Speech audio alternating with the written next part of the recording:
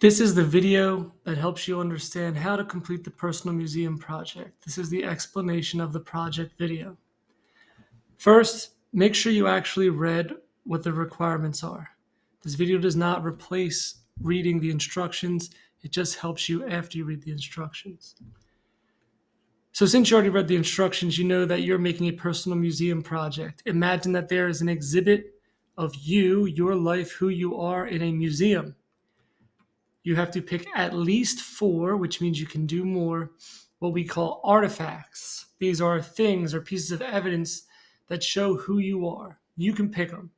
Now, it's important to understand that although I showed you a presentation that I made, you don't have to make a presentation. Honestly, I would prefer if you did not, because most people are going to just make a slideshow presentation.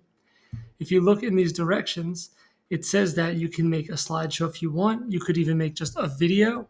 You can make a comic strip, for example, like this one, to explain who you are, what makes you you. You can make a storyboard. If you want, you could even draw it on a piece of paper. It does not have to be digital. You can hand it in.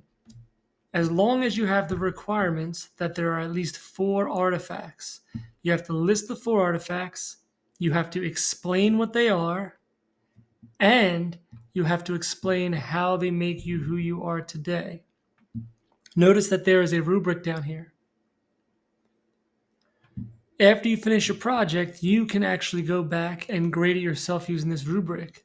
Notice for artifact 1, if you want full points for the first artifact, you have all 3 of the following criteria. Number 1, you clearly present or display the artifact. I got to see what it is. Make sure you name it. Then you have to explain what it is. Then you have to tell me why you chose it. So give me a visual of it, tell me what it is, and tell me why. Now, if you do that for every artifact, you get most of the points. There are some extra points, 3 points, that have that give you points available for style. Obviously, I don't want you to just make a blank, unappealing, boring slideshow. I want you to actually put some effort into this.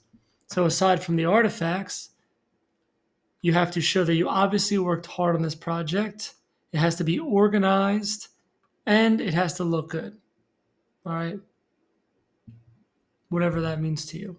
So that is the project. If you have any more questions still after you already read the directions and watched this video, raise your hand and call me over.